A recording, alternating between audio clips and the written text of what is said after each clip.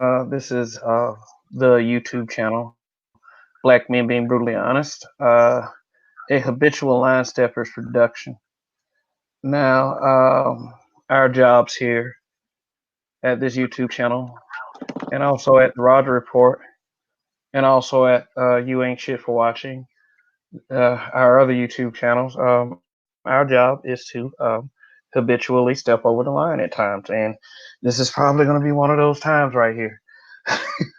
Because when you talk about the subject matter um, that is going to be discussed here, it's considered stepping over the line anyway because it might make some people mad. But I want people to consider something that we're just trying to be as about objective as we can about the situation. And we come from a an older school of thought, so we kind of made it here. So listening to us might be a cool thing sometimes. I know people like to pull the whole old card thing, but I'm sorry. We're here anyway. Let's have my esteemed colleague introduce himself real quick. Hello, folks. This is Roger Stevens of the Roger Report. I am also an habitual line stepper, and I'm here to give my commentary on a wonderful, wonderful uh, uh, Netflix special that I just saw yesterday. It was totally awesome. So I'm here to give my opinions, and if you're listening to me, you're already improving your life. That's just the way it works. Uh, I would say that special is an understatement. I would say a moment in history, uh, a much needed breath of fresh air. So I'm going to welcome you to two events. Number one, let me welcome you to the best show on YouTube, and let me welcome you to our review and discussion on Dave Chappelle's Netflix special, Sticks and Stones. So, I do kind of admit that it was kind of like it, it reminded me of when I was 12 years old and I was sneaking and watching HBO late at night. This is the late 80s. And, I used to watch Eddie Murphy Raw. My parents didn't know I was watching this, so it means it's too late to do anything about that now. Watching comics like Andrew Dice Clay, listening to my dad's Richard Pryor record, listening to my brother's Robin Harris tape. What all those guys have in common? They are comedians. Great. they yes, yes, and they were and let me tell y'all something. They shot from the hip. They didn't spare anything or anyone. Quite frankly, in my opinion, the way comedy is supposed to be. We all laughed. We all said ooh. We all got some of us even got pissed off at some of the jokes, but we understood one thing: it was all comedy. Comedy had no boundaries. Comedy was that release, especially stand-up comedy. So, what are your thoughts on that, Roger? I mean, do you remember that era of comedy? It was a great era of comedy. That was definitely a great era of comedy. I mean, I was definitely delighted. And like, oh, go ahead. like What you saying? even the goofy comics were edgy, like Gallagher. And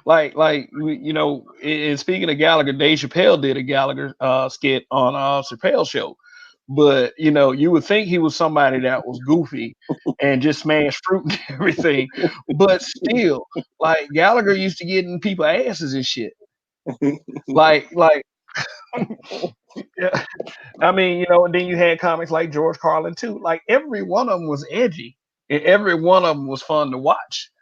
But like recently, with this generation this year, the present day of 2019, we got people who aren't comics trying to always set rules and boundaries. And do you have any idea who those people are, Mr. Stevens? uh, the SJWs. That's what it sounded like you headed toward. Who else would we be Yeah, talking the social justice warriors. The social justice warriors have been a problem for quite some time now. I would say like a number of years. even like it's something more recent because I mean this didn't exist in 2004 2005, but the thing is internet access to internet wasn't widespread like that either. I mean you're talking about getting in, they were just getting into MySpace and party places like Black Planet and the beginnings of Facebook, um, which was meant to be a app where you just found your classmates. But I mean that was I didn't join Facebook till really late. But you got all this social media out here. Now you got Twitter, you got Snapchat, and then somebody says something, and the safe space kids uh, get it all up in an uproar. They wanna see you destroyed. They wanna have you apologize like 15, 20 times. They say you're not being sensitive enough. Well, you know what? The way I look at it, social justice warriors are just like a lot of other things in politics. If you want to know what something is definitely not about, just look at what they call it. It's not about what they call it. That's usually how it goes in politics. So when you think about it, social justice warriors, are they trying to achieve social justice? Absolutely not. Are they trying to achieve something outside of social justice? Absolutely, because they want to be superior to other people. They want to basically say, well, we can say stuff about you, but you can't say stuff about us. Those are called bullies. That's what they call them on the school playground, bullies. I'm gonna do what you can't. I'm gonna pick on you because you're smaller than me, or you don't have a voice like I do. You know, it's the same thing as the playground. They're just trying to be bullies. How you gonna tell a comedian what he's supposed to tell jokes about? The comedian is the professional joke teller. He knows what he's doing. Yeah, absolutely. I remember this craziness where a college student, female, by the way, in yeah, I'm going to say it, a black female, wrote an open letter to Jerry Seinfeld on how to do comedy. Jerry Seinfeld, the guy who was, this was post Seinfeld. Oh, so he was This already was like after the show, bro. totally established as one of the most successful comedians ever. So that has already Yeah. been established, and she want to tell him how to do comedy. Okay, go ahead, brother. I'm interested. You can't say this, you can't say that. Try to watch this, try to watch that. Well, don't come to the damn show. And this basically what this did was have moments like what we just witnessed on Netflix. Dave Chappelle, Sticks and Stones. I mean, it started out full throttle from beginning, like from the beginning. The first joke. I mean, he did his rendition of Prince's 1999, and then went into the joke about Anthony Bourdain. Man, it was a classic. That's all I say on this one. Understand from beginning to end. Yes, So it's so classic. here's the thing. Here's what I think. Okay. Here's my determination about what I thought about that. What I thought about that comedy session. If I wish I had two more hands so I can give it four thumbs up. Seriously. Well, that's a good way to view it. That's a good way to view it. And I'm saying it's a classic because you can listen to his show 20 years from now, and them jokes still gonna be funny, and they're still gonna be Yeah. fit. Yeah. And let me tell y'all something. Eh, I don't like, I'm not trying to offend, I have no problem with certain groups. I don't. But, when I watched that old school comedy, I thought it was funny. And, when I went to school, from elementary to high school, we all joked on each other. Sometimes we told some mean jokes.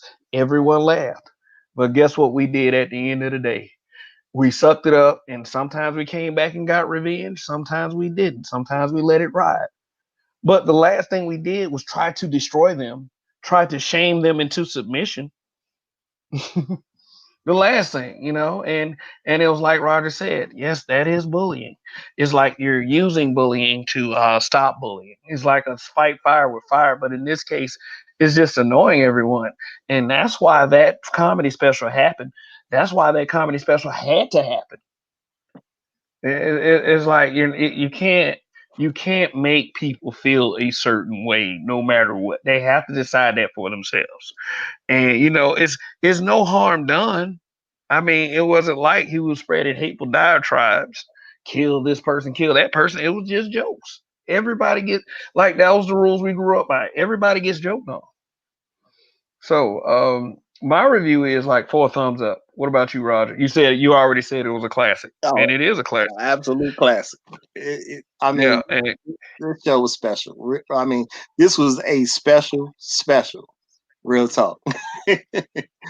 So, would you say it ranked up there with like Richard Pryor Live on the Sunset Strip, Robin Harris Baby Kids, Eddie Murphy Raw, Chris Rock Bigger and Blacker, Cat Williams.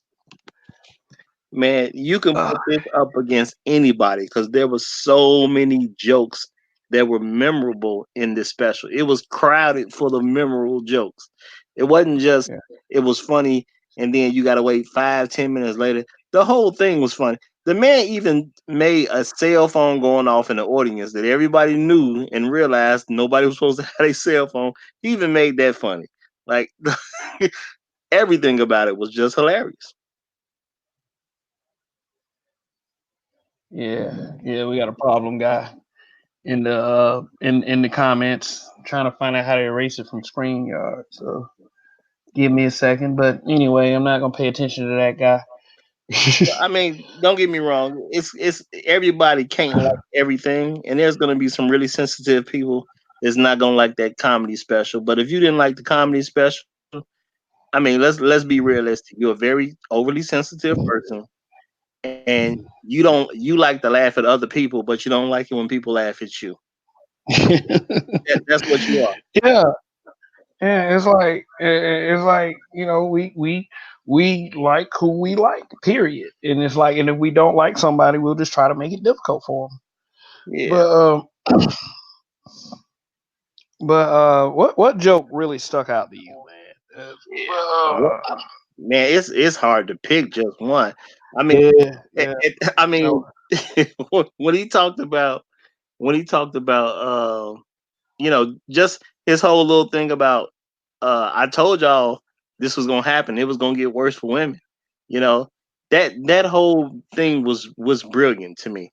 And then he talked about women getting raped versus he was talking about the abortion issue, whether you was raped or not, or whether you just want to pick and all the males should just stay out of it. But then he was like, well, but then if a guy don't want to pay, that should be his right too.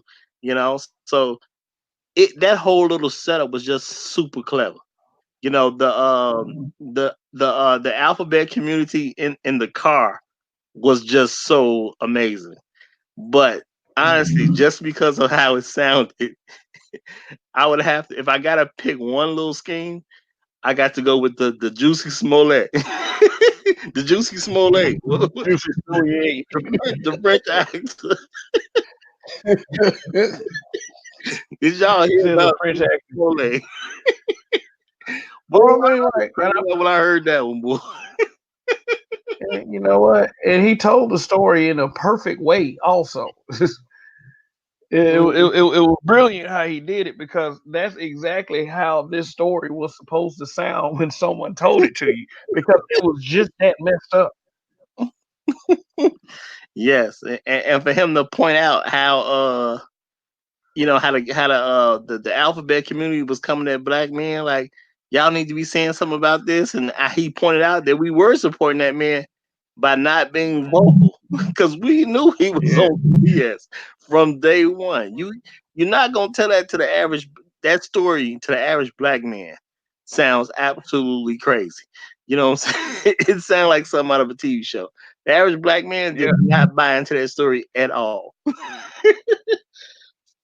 yeah. But did you peep what they said they tried to do to him? Well, Uh, what are we talking about? What are we talking about? was it Dave Chappelle wants to hit Kevin Hart? What he said he wants to hit somebody over the head with a dollhouse. Oh yeah, yeah. that was all Oh, as well. no, just funny. He said, Dave Chappelle want to hit Juicy Smouye over the head with a clubhouse, and he said he thought he was finished, but luckily that day, the whole thing came out where he had like lied about it. he then he said, "I guess I was canceled," and then he took a dig at cancel culture.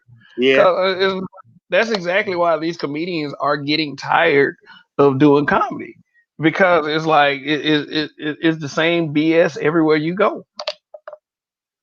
Well, he said it himself. You guys are the worst people in history that I've ever had to entertain. That was keeping it real. So those two impressions, absolutely hilarious. Yeah, and it triggered a lot of people. I mean, he the trigger words. All he's been called all the trigger words. Misogynist, homophobe. Um, what else? I mean, what have Like, you been called? yeah, yeah. It's so many. But honestly, if you calling Dave Chappelle something, I would put money is probably something wrong with you. That's what I would Mm, do. Dave Chappelle sounds like yeah, a person who understands he has freedom of speech and is smart enough to use it.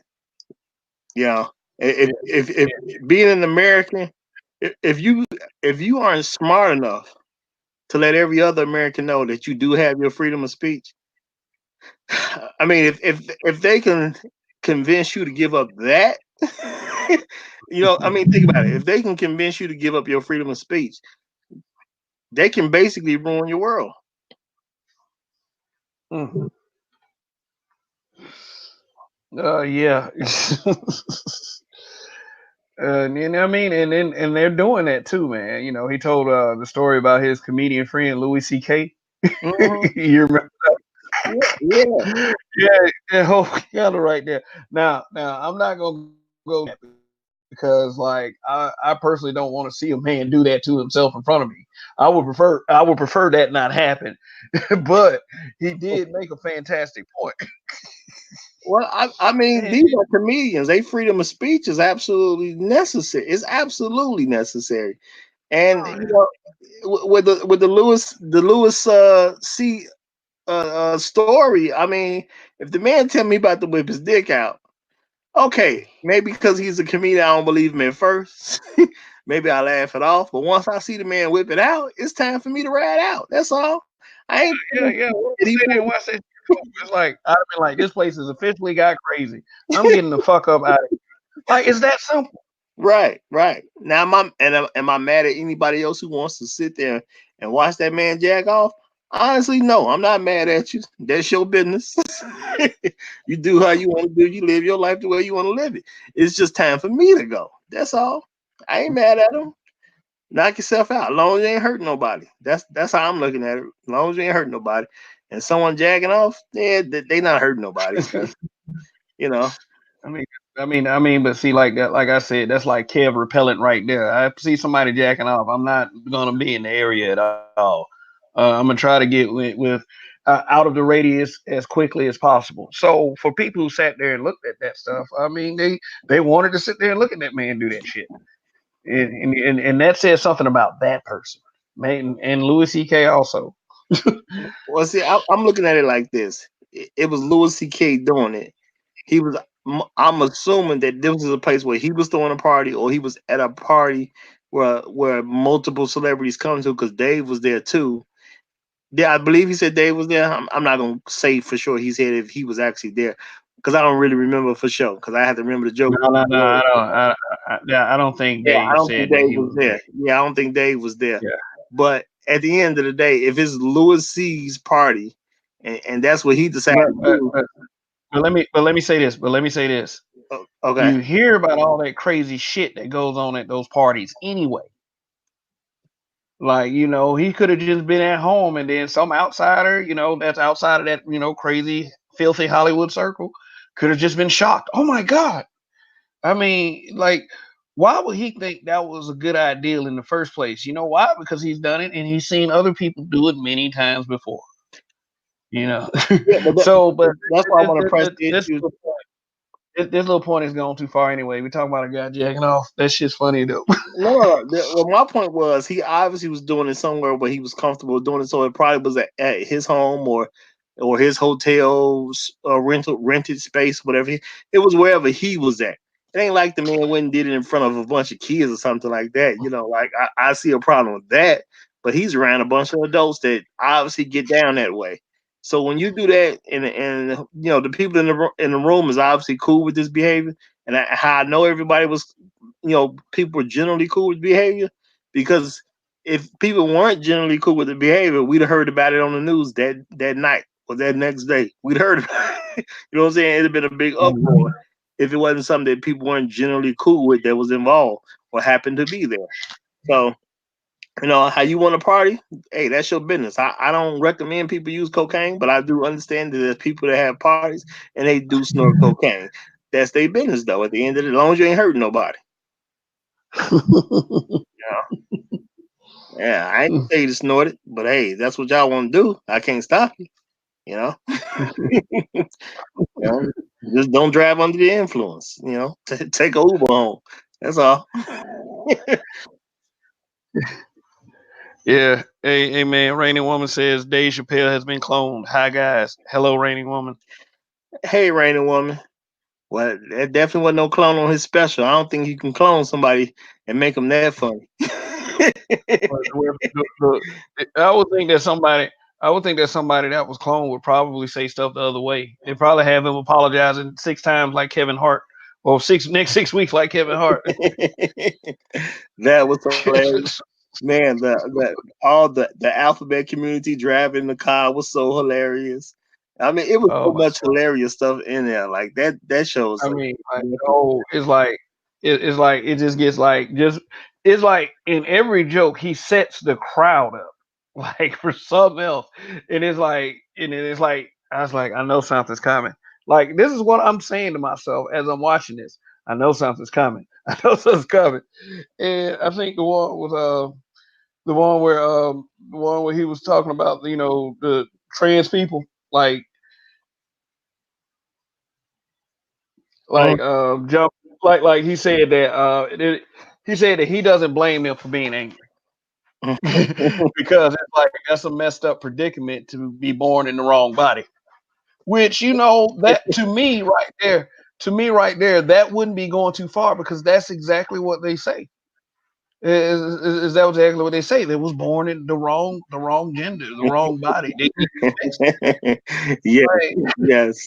like and he was giving an example. He said, "What is the fucked up?" He's like, and he was telling it was a joke. He was telling another joke. He was saying, "What if he was born in his body?" But he was a Chinese guy, but he was born in Dave Chappelle's body. He said he just thinks it's funny. You wouldn't think that was funny? I would think that was funny. Yeah, that's technically hilarious.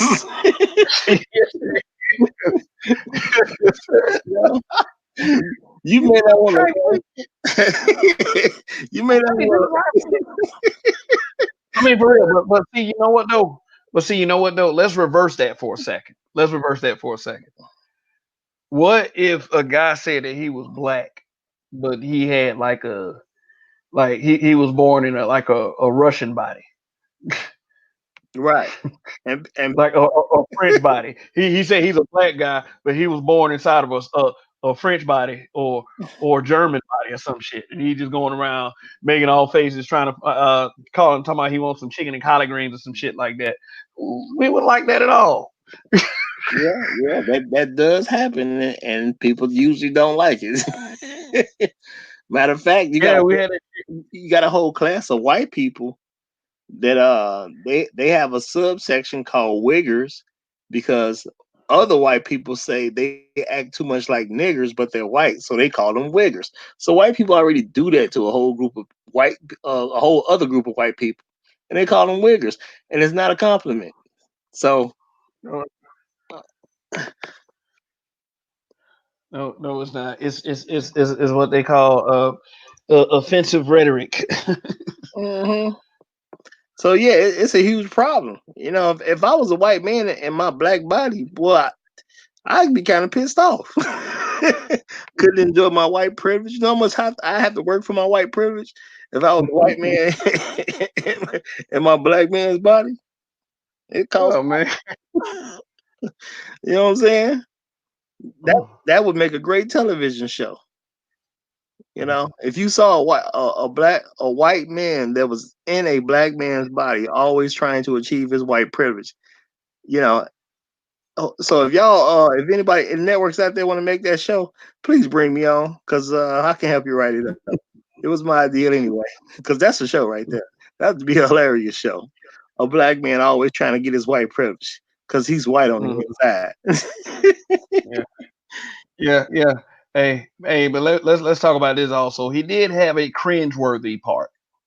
I would say you were kind of like, yeah. I mean, I saw the point totally, but it was like kind of like, I, oh my god, you felt guilty laughing and wanting to laugh at that joke, but the whole Michael Jackson, the whole Michael Jackson thing. I was actually curious which joke you were talking about was cringeworthy, but go ahead. Like I would say the Macaulay Culkin joke. Oh, yeah, I didn't find any of the cringeworthy, honestly. I mean, but see, the thing is though, I knew he was joking, and it sounds like you knew he was joking too. Yeah, the joke was And And you know what though? And I gotta be honest with everyone. Oh, wait a minute. Hold on. I gotta be brutally honest with everyone. There have been worse things said to me on Facebook.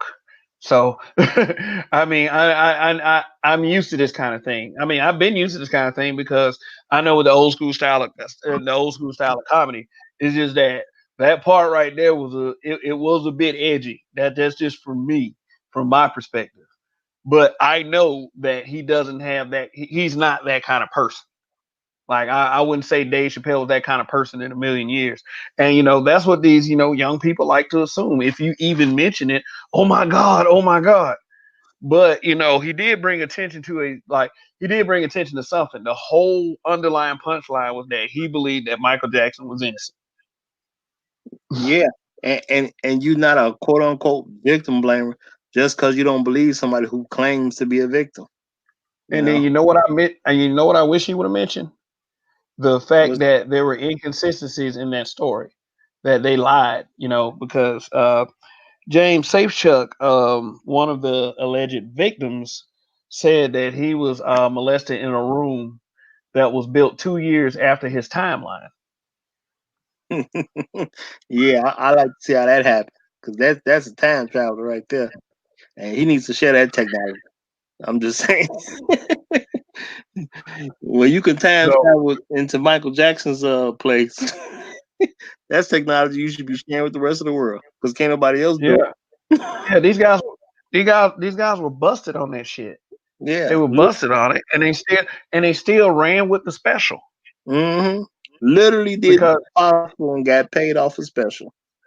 because yeah, he said something very interesting too. He said celebrity hunting season. He said that he said he don't know if he did anything, but we'll see. hmm Yeah, if it wasn't two better people to show they had a story that's not believable, you have a hard time finding them. Man, I mean I mean for real though, man, they getting everybody for everything. Oh, I mean, it's one celebrity after the next. I mean, you had that stint where it was Anthony Anderson, Neil deGrasse Tyson. They tried to pull some on Judge Masters at one point. man, I I mean, think which led to the infamous Judge Masters Wendy Williams interview, which was hilarious. it was. I was just Oh gonna my say god. that those two white kids at the time, their story was just about as credible as Juicy Smollett. The way he described the cops, man. First actor. It's like, yo, you say you walked? Oh, it was 16 degrees outside. You walk. I said, where you going? The subway. Now, let me ask you a question. Let me ask you a question, Chicago native. Is there a I mean, are subways open that late? like 2 o'clock in the morning. I mean, there's certain places where you can find a Subway open that late, and there's a few that are 24 hours. But Oh, I'm with Dave. Where they get the rope from?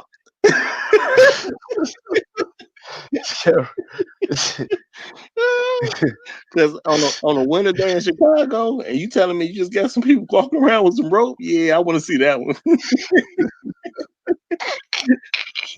and you can confirm that as a Chicago native. Man, I ain't never seen nobody walking around in the wintertime with no rope. Yeah. So there you have it, folks. There you have it, folks. Dave Chappelle joke is confirmed. Like Dave Chappelle deals intangibles in his comedy specials. Let me call back to one of his other comedy specials. Not any specific joke, but I want people listening to watch For What It's Worth. You know, For What It's Worth is pretty funny. Oh, yes, it is. It, Yes, it is. yeah, yeah. But one joke, one that did stick out was the one where he said that he was still doing Chappelle show, and he was called to Comedy Central Standards and Practices, Department of Standards and Practices. He said, he got called. He said he got called in there. He said that a lady said, in our network you can never use the F word, and he was like, okay, fine, I'll go ahead and write it out. And then he turned around and said that, but wait a minute. You mean to tell me I can't use that word, but I can use the word nigga with impunity? And, and then and then the lady said, it's because you're not alphabet. It's because you're not one of the alphabet people. And he said, well, I'm not a nigga either. Yeah, that was gold right there. That was gold. Real Yeah, talk. that was gold. That was gold. And that shines light on something, man. Shoot, we could dog each other all day on the media. It's for their entertainment. But you just can't. He was saying that you just can't piss off the alphabet people. It's like you just can't piss him off.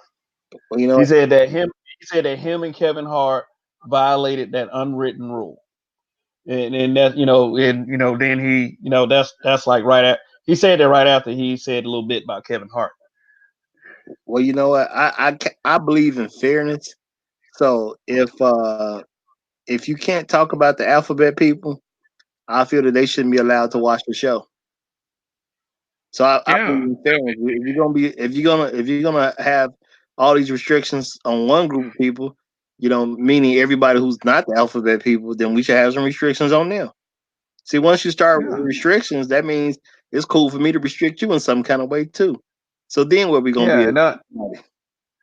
So yeah, you should. I don't think alphabet people should be allowed to complain about people cracking jokes that's not alphabet people. Because why should they get to cast judgment on people that's not like them?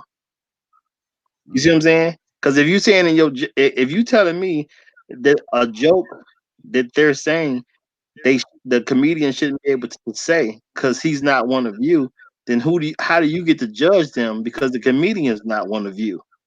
So how about we put Mhm. the same restriction on you too? Yeah. I mean, two sides can play that game very, very easily.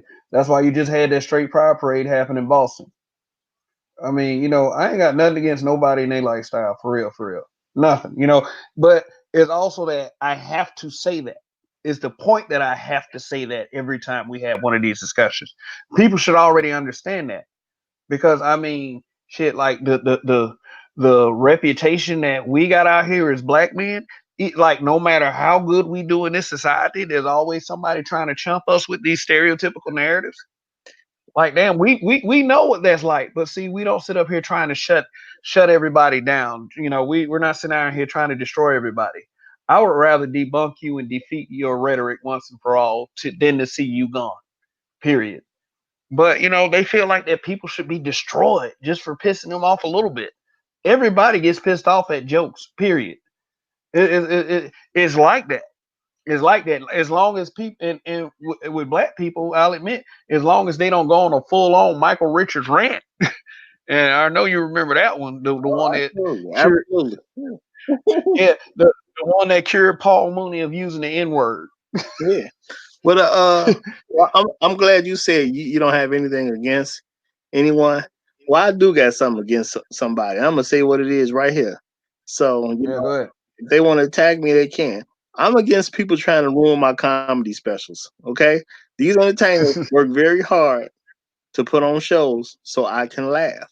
Stop trying to mess with my entertainment. Period. You know Mm. what I'm saying? If they're saying something that's funny and you don't like the joke, you're no longer allowed to watch that special. Okay? And you're not allowed to comment on that special. Why? Because you are a bully. Okay? Stop trying to bully the people I like. All right? Simple as that. You're not them. You don't understand what the nature of their business. I understand the nature of their business. That's why it's funny to me. So if you don't like the people that's funny to me, you're no longer allowed to watch them, and you're no longer allowed to comment on them. Okay, I'm gonna play the same game y'all play.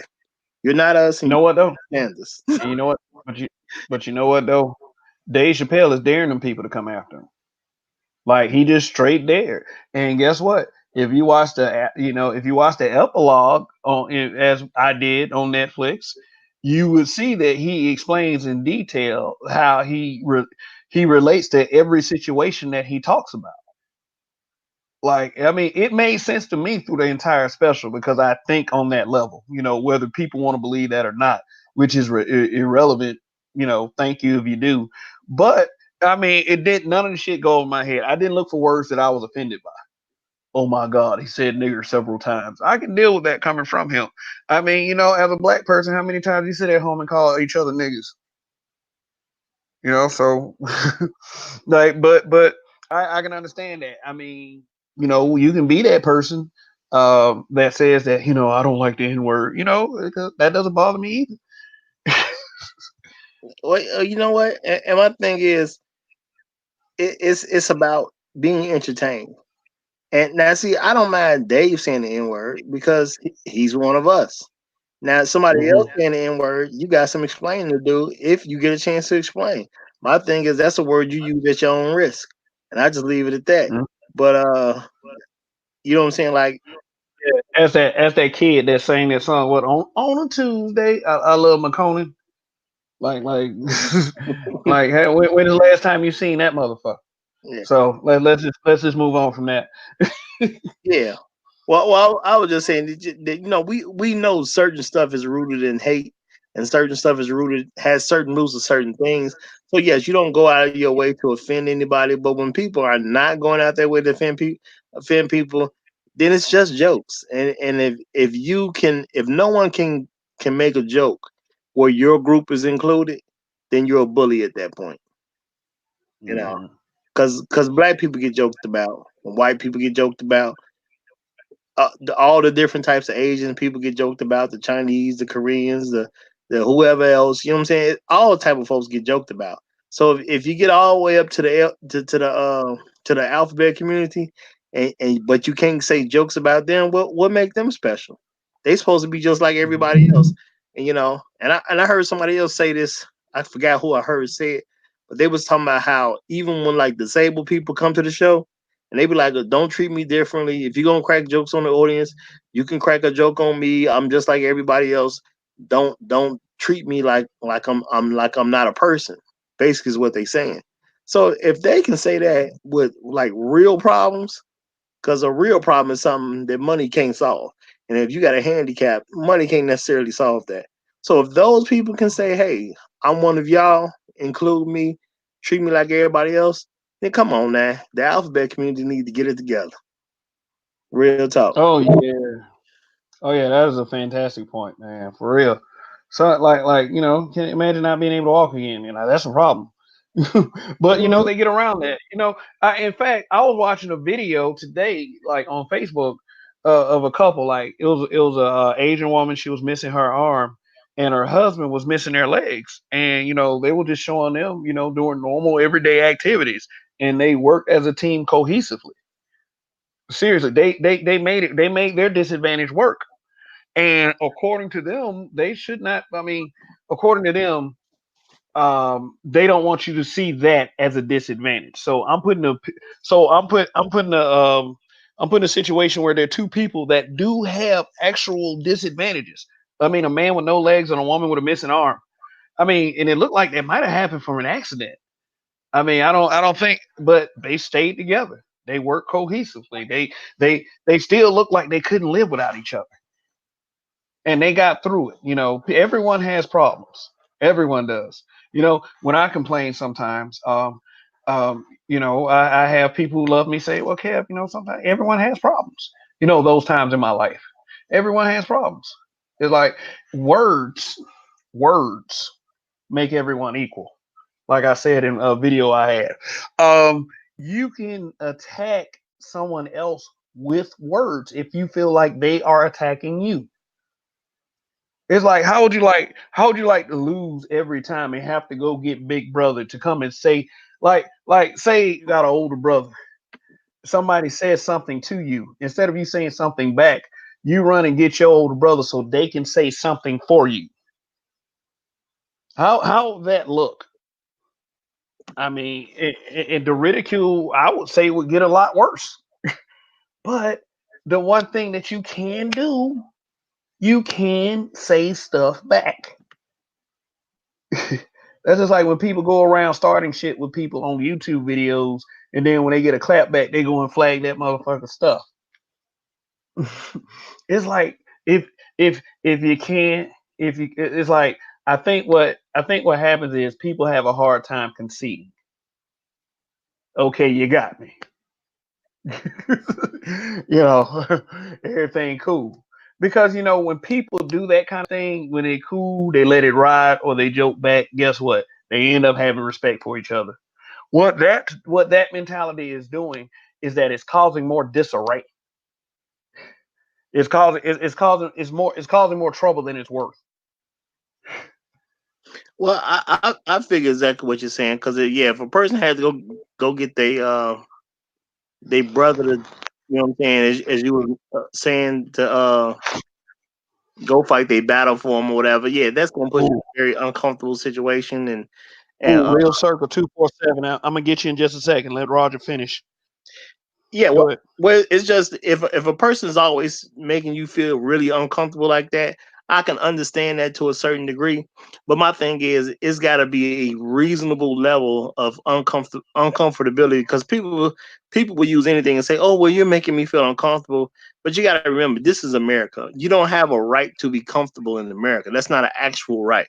You have a Yeah, right they reinforce that shit all the time. Right. You I have a mean, right to pursue comfort. You do have that right, but you don't necessarily have a right to be comfortable.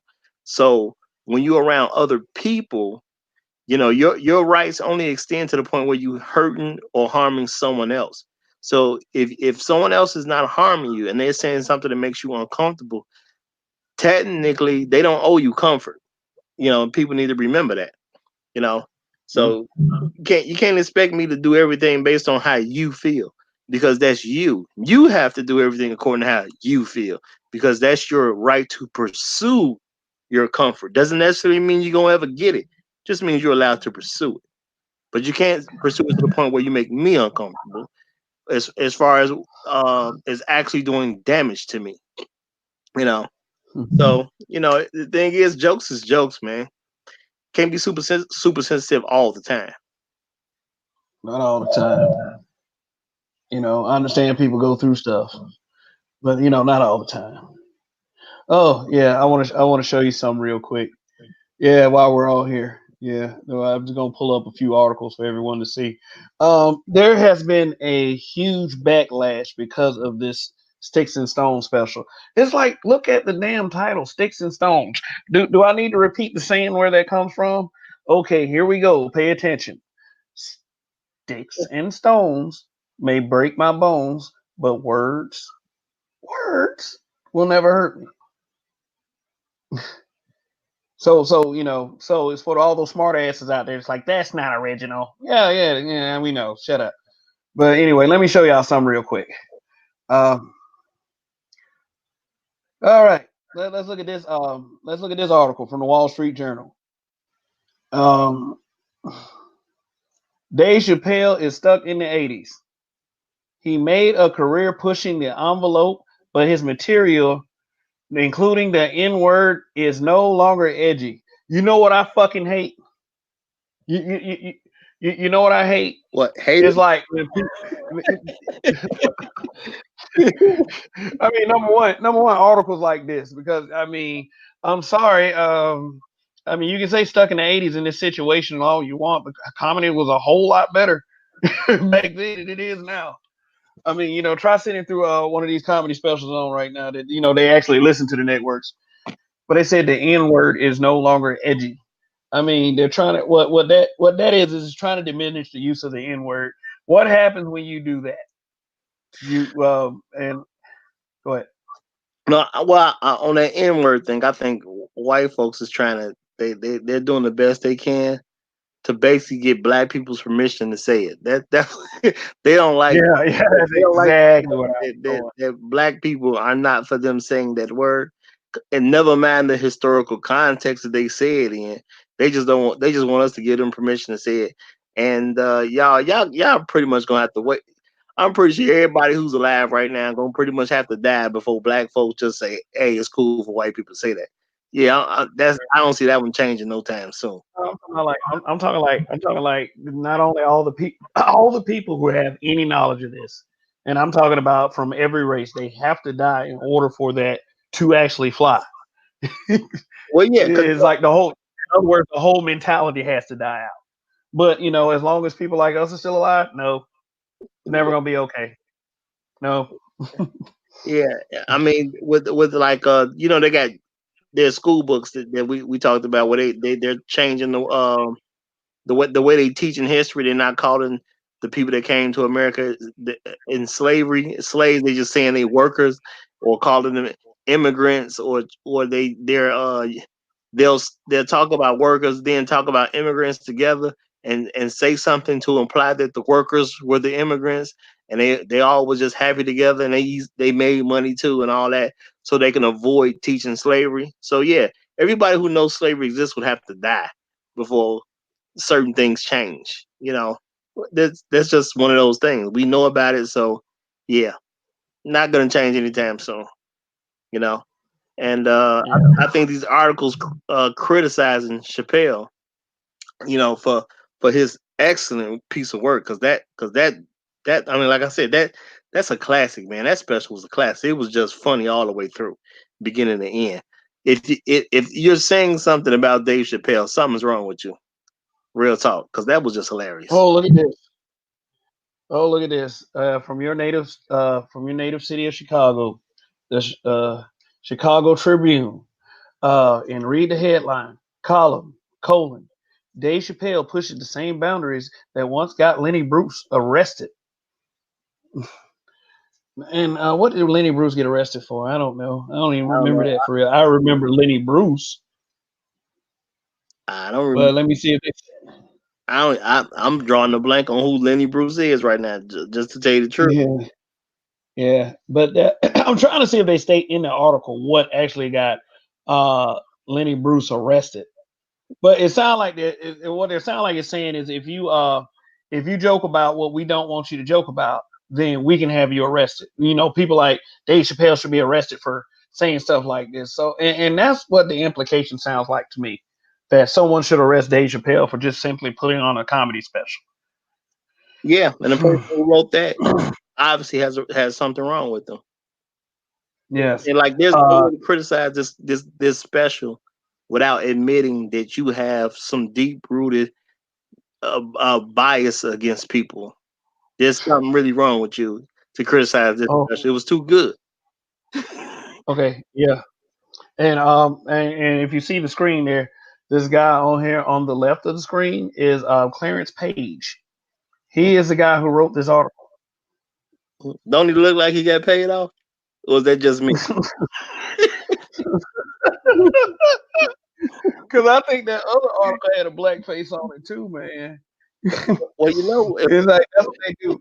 That's what they do too. They get the black guy. They find the one black guy. It's just like Malcolm X said. They find the one black guy that'll sit up there and speak up for 'em. well, I did say if you said something about this special, because it was crafted so perfectly, that you probably have a problem if you're criticizing this special.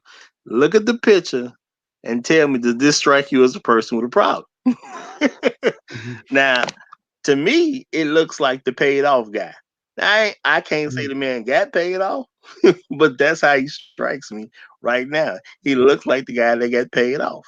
Just as He looks like a man. He looks like a man with a secret. Because guys like this who always try to present themselves all perfect in public and shit like that, they're always the ones that do that shit. you know what his secret is? That extra money in But his bank account for writing that story. help us smear this guy. He did such a bad thing. Like he was joking about suicide, and that's probably that was the first thing they said. He was joking about, and the suicide joke, to me, it was like it was establishing the fact that what in the fuck is wrong with all these people with first world problems. Like, I understand that sometimes, mental illness can be a thing, but it's like, why is it always people who's like, I got all this money, money can't buy me happiness, blah, blah, blah. I mean, I'm referring to the joke about Anthony Bourdain. They said he hung himself in a luxury suite. So what do you think? Oh, here we go. Here goes a positive article. Well, Oh, look at this. well, let me But say this before we since you just said that. Honestly, if I'm in a luxury suite, about the last thing I'm gonna think about is hanging myself. I'm just keeping it real. I'm like, damn, like I'm so I got all this money. Oh my god. Yeah, I might think about that in another. Well, I ain't gonna even lie. I'm never gonna think about that. But it would be it would be more reasonable to think about it if I was in a much worse place than a luxury suite. That's all I'm gonna say. That man talking about somebody lost $300,000 at the dog track. I only have like I only had like 55 million more left. Like, come on, guy. It's like, what am I gonna do? Like, come on. It's like Michael Jackson. Oh, we got one. Michael Jackson accuses clap back at Dave Chappelle over Netflix special. Now we talked about Michael Jackson accusers earlier in this broadcast, so I got to say this. So the fuck what? You guys were lying. You guys were caught in a lie, and they still ran with that dumbass special. Y'all and Oprah.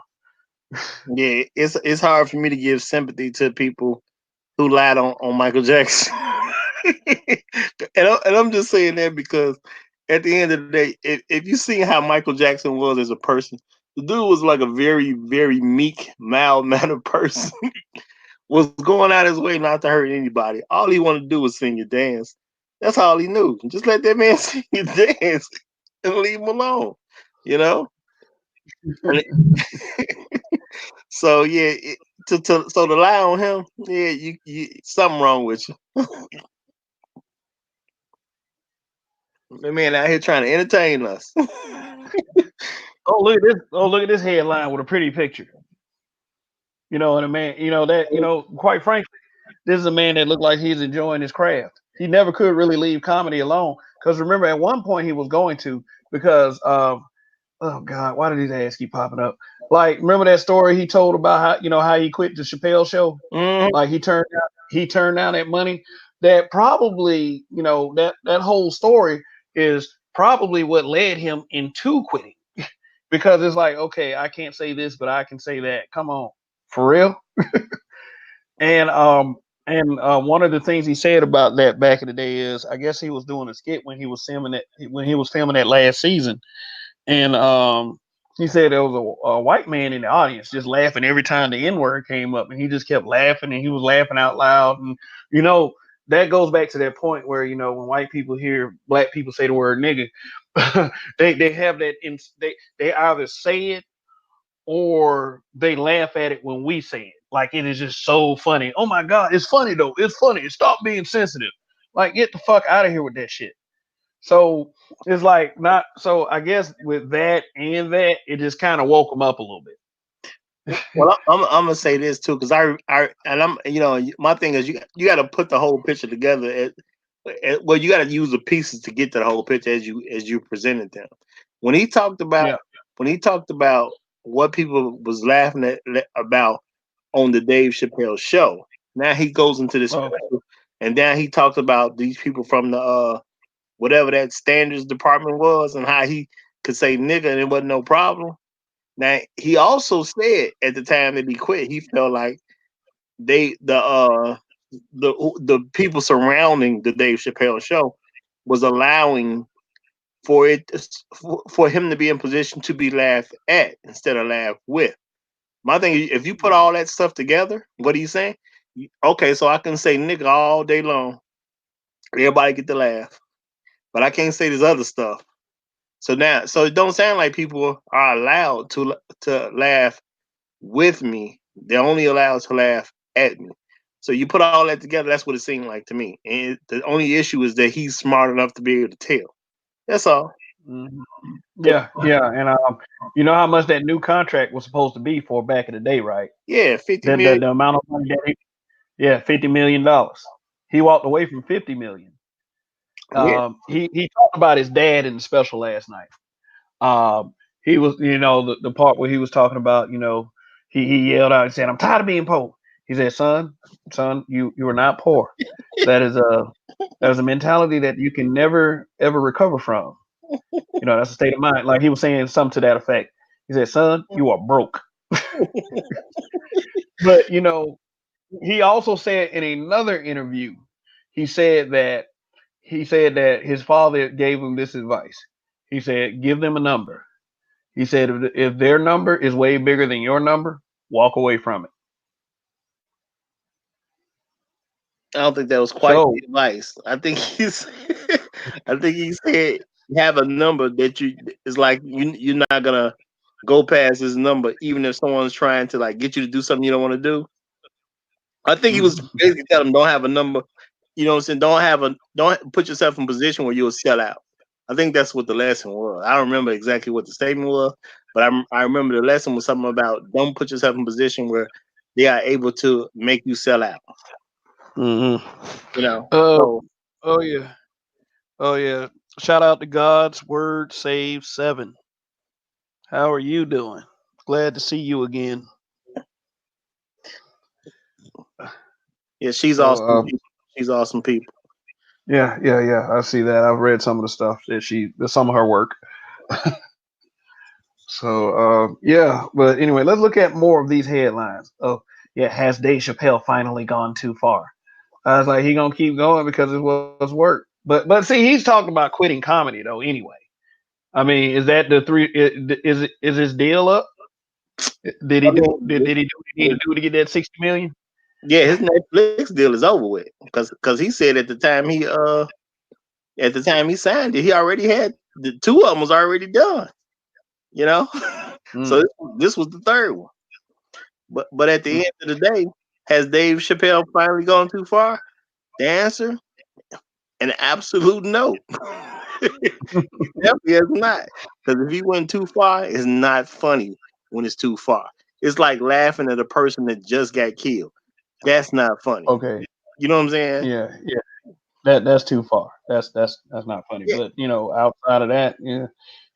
What I'm Eh. saying, jokes in general, we people have sensitivity and some type of moral compass that we all know when stuff goes too far. What he did was a brilliant piece of work that was hilarious from front to back. So has he gone too far? Obviously not, because it was too funny for us to say that he went too far. If he goes too far, that means the jokes no longer are funny, but they're just cruel at that point. Well, I'm gonna bring up two more points, like real quick. Is like one is just the trigger social media offensive. The next is why I think they really mad. So the first one is the equality argument that he put up, like the WNBA. Hmm. Now recently the WNBA has been complaining about not getting equal pay to the guys, and from everything you WNBA, I mean, to me, it's just not logical at this point. You have to be profitable, and that's what anyone. Like, say I'm going on my job and I was not useful to the outfit to the company, then why would I be working there? It's like I would be first of all, if I'm not useful to the company and I'm working there, I would be lucky to have a job. But what does it look like me going? Okay, I'm going to ask for more money, because I heard what the actual go-to productive guy was making, and I didn't think it was fair. But I wasn't as good as that guy over there. It would be nonsensical. And I'm not saying that these girls aren't talented because they are talented. They're just not drawing as much. So when we talk about equality, he was being he put it in these words. He was basically saying like, well, you can either if you want equality enough and play with the guy, or you can shut the fuck up. Or did he say it like that? I think you said it to me earlier. You was talking before, Well, he said but that was another option.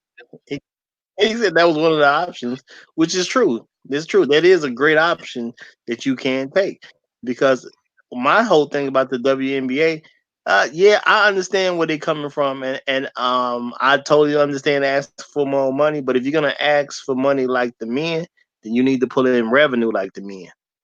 That's what yeah, these being guys are like equal is. they got all kinds of endorsement deals. I mean, kids love them.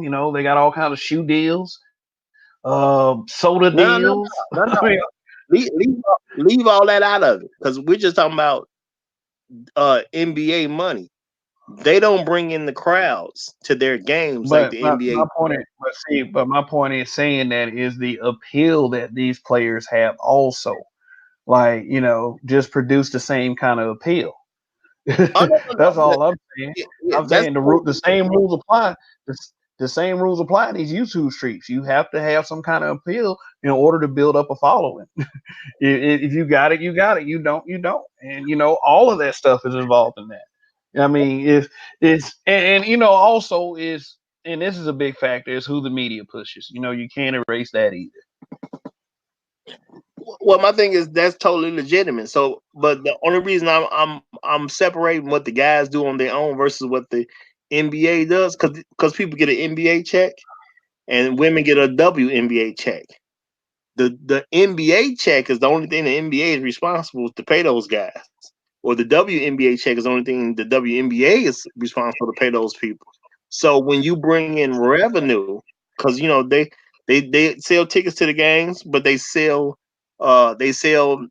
broadcast rights to networks. They also sell jerseys and things like that. So if you want what the men are getting, you have to bring in the same type of revenue that the men are bringing in. So that's my answer to that. It's okay to ask for more money, but if you're gonna compare yourself to someone else, the same way like if I'm working a job and I say I want to get paid what that guy is paying, well I have to show that company that I'm bringing in just as much revenue as that guy. That's why I want to be paid that way.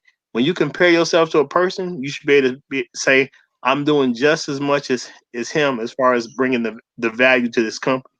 Or you don't ask for what that guy makes.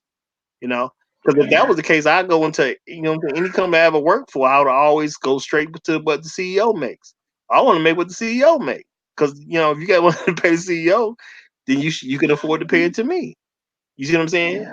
But can I give you the value that the CEO is giving you? That would be the question.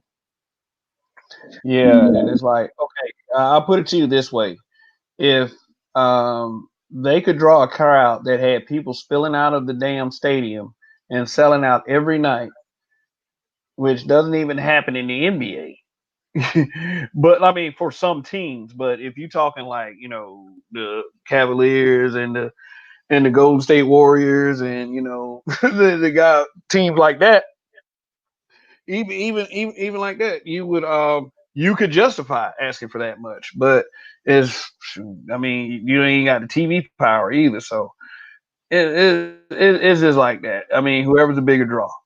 I mean, once they get a bigger draw, then they can say stuff, or All, they can play with the guys.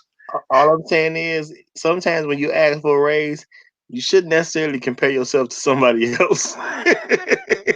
Yeah, pretty much, pretty Only if, much. Don't. if you're bringing in the same type of value that other person is bringing, should you mention them. But yeah. Mm. Other than that, just ask for the raise and see what you Yeah. can get. Let me reference something real quick, and I'm not gonna say the joke because I don't remember all of it, but the LeBron James joke. Hilarious. See, that was another hilarious. Oh man. Hey, but look at the screen here. This is kind of misleading. This is how you mislead people. Dave Chappelle's Sticks and Stones fights for the rights of the already powerful. In his new Netflix special, Chappelle rushes to the defense of the people who need it most, celebrities. I'm like, what? Well, I mean, I don't think that he was rushing to anybody's defense, but I mean, he just made some points that people agreed with. Like, and it is, yeah. And he was kind of saying, yeah, you going after all of these celebrities. In particular, like the trend is going after black males and putting them in prison. But the joke, but I guess they were talking about the Louis C.K. part, which this is like once again shit going to everybody's head because they want to be upset. But it's like it's just that kind of bullshit. It's like he said all kinds of stuff. It's just like that joke back in the day with Eddie Murphy. Hey, speaking of Eddie Murphy is working on a $70 million deal for Netflix. I mean, he's Eddie this Murphy. Dave Chappelle, this Dave Chappelle thing could be a precursor to Eddie Murphy. Like, and you know how Eddie Murphy used to joke. Like, Eddie, imagine if he came back and did that style of comedy again. all I'm gonna say is Eddie Murphy. Give him the 70 million. I'm gonna watch it. Simple as that. But good money spent. That's all I'm gonna tell him. Good money spent. Now, when it comes to this article here, my thing is, uh, you know, people take this according to the intelligence level they like to exercise in their own mind. Cause see, I don't believe in this whole thing about people are just stupid. I think you have to work to be stupid. Now, when I look at this, Dave Chappelle Six and Stone fights for the right of the already powerful. See, I already know right offhand. This is obviously an opinion piece. So somebody is basically giving their opinion, which means it don't matter no way. Simple as that. Yeah. The author is Inku Kang. Right. He don't sound like anybody. If that's a he don't sound like anybody qualified to give me an opinion. I'm just Yeah, I'm just gonna keep it at that. I don't need Inco Kang's opinion about Dave Chappelle. yeah. Hey, hey, They call. I can't say that. you can take that the way you Kang. want to take it. Real talk. I mean, don't get me Shoot, wrong. it's It's like I think I fought that dude on Mortal Kombat. Like, no, no. I'm just saying. If there's certain people, and you get a feel for different people for different reasons, but there's certain people that can qualify to tell you if you should go see something or not. And I'm just gonna say, in cocaine, no, they don't sound like the person that can tell me whether I should what I'm supposed to think about what Dave Chappelle thinks. Not the opinion I'm about to listen to. okay, but let me bring up the talked about article, like the one from Vice News. Uh, this one right here. And let me cliche this really fast. Whatever Vice News was trying to say, it's too late for that. It seems as if nobody's skipping Dave Chappelle's new Netflix special, Sticks and Stones. That is one of the most hated headlines I done seen in the you, can movie. de- you can you can definitely skip Dave Chappelle's new Netflix special, Sticks and Stones. The comedy doubles down on misogyny. See those trigger words again. Then it's misleading. And I mean, like, if they want to talk about the hidden bonus scene, they're talking about the epilogue. And he was talking about in that epilogue. Since they mentioned transphobia, he was talking about his transgender friend Daphne. And Daphne was trying to get into comedy, and he told this little story. Asking Dave Chappelle for advice. And the one point that she brought up is like he was talking about normal. It was headlines. He was telling her that it was headlines, saying that he's normalizing all these terrible things. And she was like, "Why can't it say that you're normalizing transgender, or something like that?" I mean, I guess that was meant to be kind of a moment, but he had a punchline to that I'm not going to repeat. But at the same time, it's like it's like he's saying like he can relate to each one of the situations that he talked about. Like nothing that he did nothing that he did in that special sounded like an attack. It's just simple. It's comedy. That's all it is. Nothing's off limits in comedy. It's What like, well, we know that, we know that there, common sense will tell you there are certain things that are off limits, but it's like not none of that stuff that he was talking about. well, Damn, let me say this. Since you use that word normal, if we can't joke about it, then it's not normal. it's not normal. Period. Thank You know what I'm saying? you, thank you. If you want to be, if you want to claim you're normal in any shape, form, or fashion, you can't say people can't joke about it. Mm, mm, yeah. Otherwise, hey, if you claim to fight to want to be like everyone else, hey, then let's just be like everyone else. I don't Yeah, care what you do behind closed doors as long as it's not harming anyone. yeah. Yeah. Sure. I'm gonna put it out. I'm gonna put it out there where it needs to be put out there. Don't try to convince me you're talking about normalities when you're trying to be an elitist in the process. Because that's what I see that Yeah. as. If I can't joke Oh, about absolutely. you, you are an elitist. Period. And you can, and I don't listen to elitists. It's just not what I'm here for. I ain't trying to hear no elitist. But yeah, you're an elitist when you tell me I can't crack a joke about it, and but I can. But every other group of people, I can talk about them. Nah, not trying to hear that one. And then you know what? And then little media outlets like that. I mean, anyone with common sense.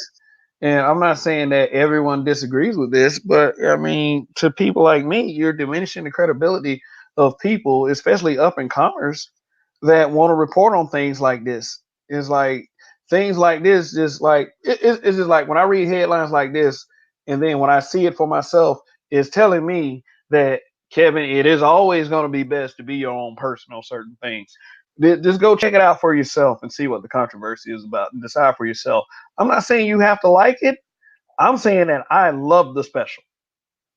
Well, you know what? You made a good point right there because I don't really know much about the Vice, but based on what I see right here, this tells me because I know they got an editor somewhere, and it went through an approval process for this to get in there, and they little I don't know if this is actual newspaper or maybe it's just online, but whatever the case is, somebody approved this. So if they approve this basically tells me I shouldn't pay attention to nothing that comes out the Vice. That's what they just told me. It has a credibility issue. It's something I should ignore. That's what it just told me. The Vice should be ignored. Yeah, let's see who wrote it. Taylor Hosking. Okay, they don't show a picture. It don't make a difference. The fact that the allowed it to come out in their, I guess, online publication, or if it's a normal publication, it went through a whole improvement process, and it was good enough for the Vice. So that tells me the Vice should not be something I partake of. Simple as that. Oh, look like Town Hall.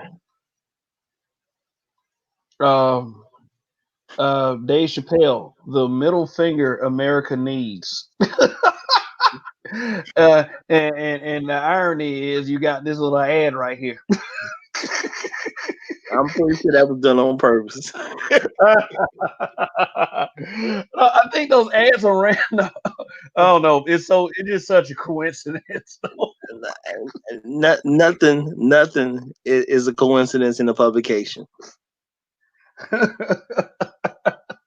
it's like it's like that's who you wanted to represent America. And here's the headline. I am so glad this happened right here for this All right. broadcast. I'm so glad I found this. And say take the survey too, right? Right. Basically, we saying watch the special, then take the survey. That's subliminal It hurt. message. It hurt. It hurt, don't it? It hurt. It burns. It burns. Oh man. Oh yeah. Oh yeah. That was one that really got. It was one that really got me. The You're gonna love this one. It's so funny, and it's so ridiculous at the same time. And I can't find the article. I can't find the article. I think it was Vice. They might have taken that article down, But they were saying something like it's time to admit that Dave Chappelle is a white supremacist. But it's like I can't find it. I wish I could Wow, find that article. probably Oh, was there it written. is. I'm pretty sure it There was it written by is. white supremacists. Yeah, yeah. That's what I'm thinking. Who? Jared Michelle. This dude's name is Jared Michelle, and he is. Look at this guy. He's a boundless vegan, intellectual, musician. Oh, look at this. Stronger than I look. You know what? I'm gonna just say the obvious on this one. I heard the special too. The guy's name, if this is a guy, his name is Jared Michelle.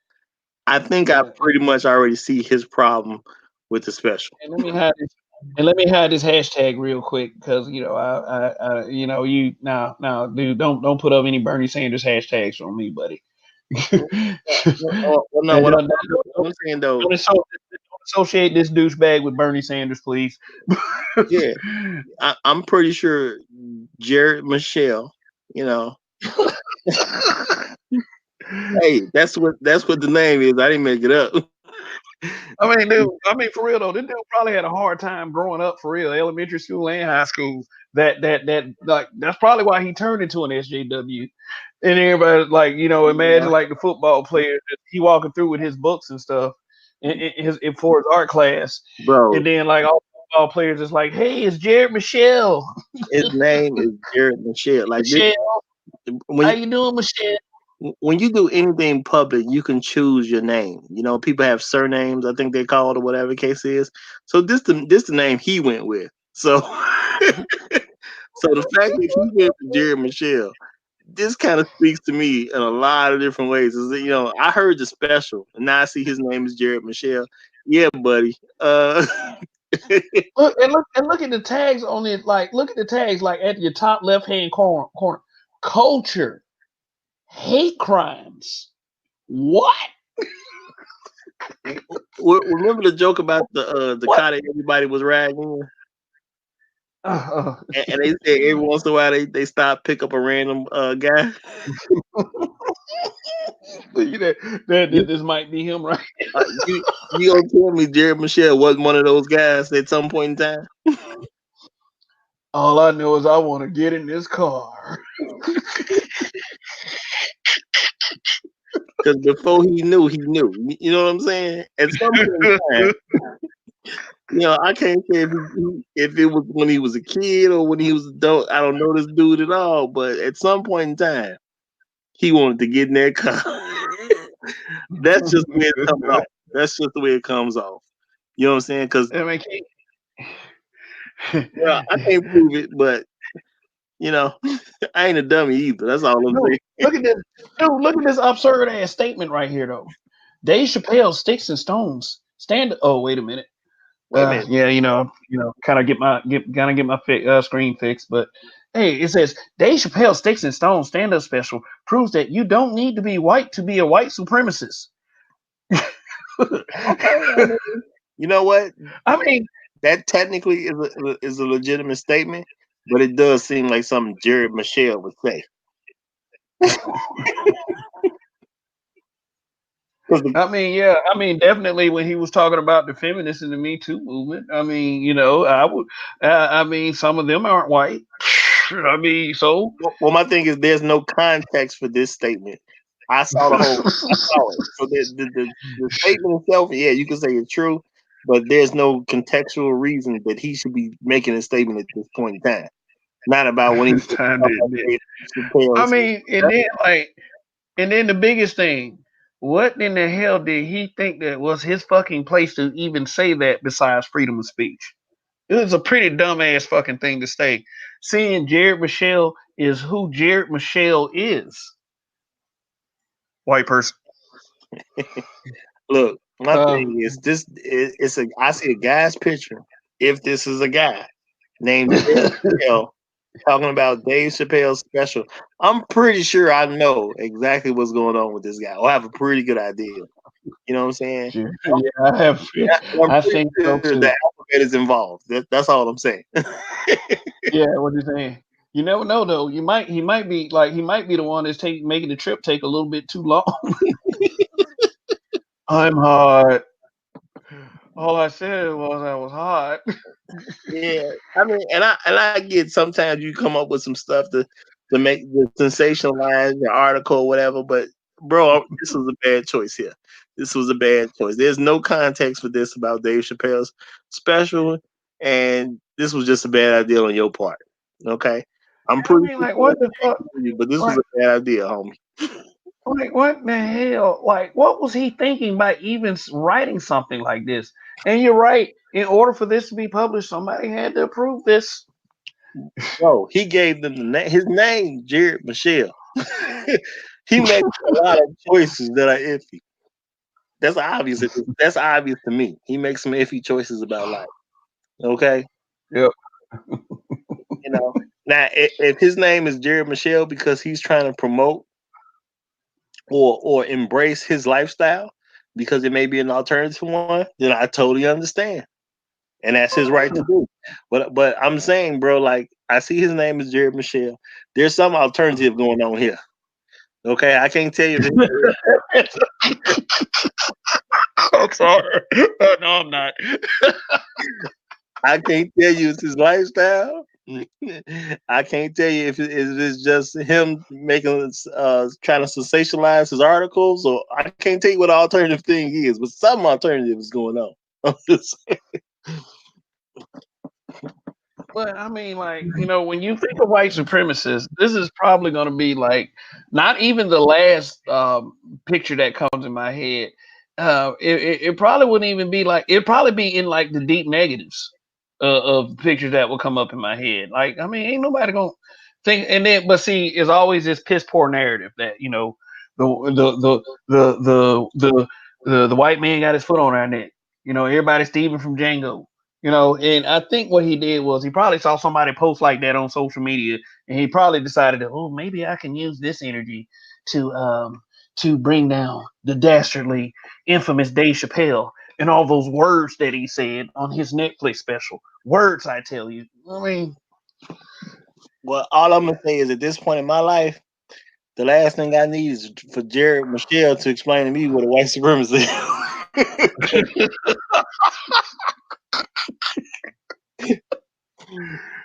Yeah, I just don't think I need that lesson from Jared Michelle. I'm just keeping it real. no, not at all, not at all.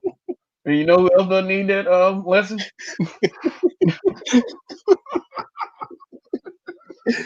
Oh, Figure out the street. Hey, the part, man, like you remember the cell phone that went off? Like, you're and it right. was like it's when he started talking about some sensitive topics. And I think what happened was somebody might have gotten pissed off. Hmm.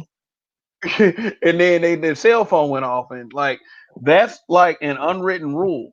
You do not interrupt the comedian during the show because it's like at some point, like it's so quiet in there because he has to tell his joke. And when a person does something like that, then the comedian is open season. Like it's called like they consider that person a heckler, and they're allowed to destroy hecklers. And I mean, like, and ironically enough, Louis C.K. explained this in one of his television shows when it was running. Louis, Uh, what do you think it was, Jared Michelle? it might have been. Hey, shoot, there was another place for that shit. The Atlanta G.A.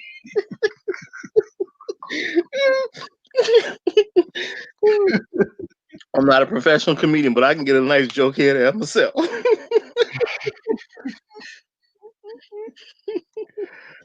Oh, oh man. That cell phone went off, man. Like, but see, that's one thing that you understand when you understand what a comedy performance is like.